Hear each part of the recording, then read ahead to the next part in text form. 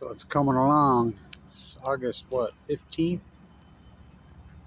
So the solar canopy at Weber State, getting there. Why don't we use solar everywhere here in Utah?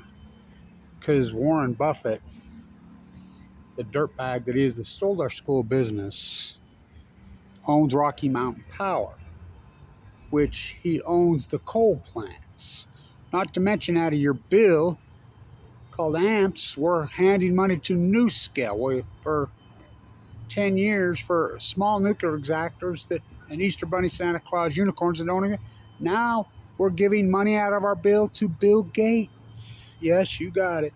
He's going to build a jackalope factory in Cameron, Wyoming that doesn't exist. It's a no-brainer, the sun.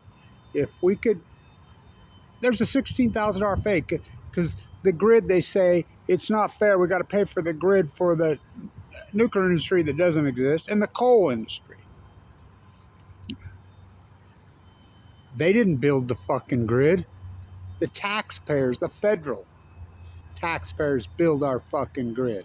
Who maintains our grid? The taxpayers. So it's a ripoff.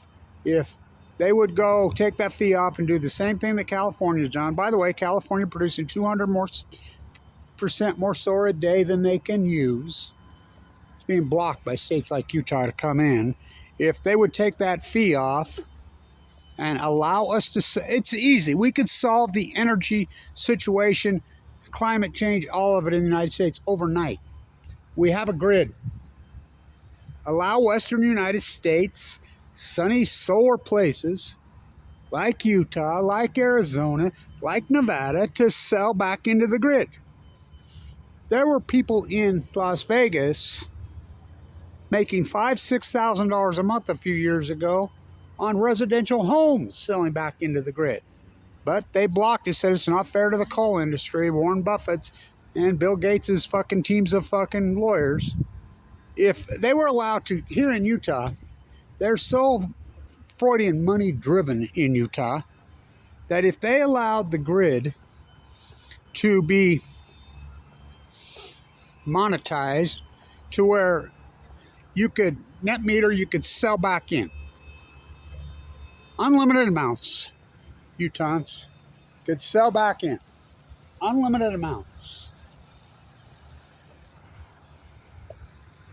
These Freudian sheep would have solar panels on their Razor, on their RV, on their car, on their truck, on their house, on their garage, on their chicken coop, on their doghouse. They would have their kids say, get out there in the yard.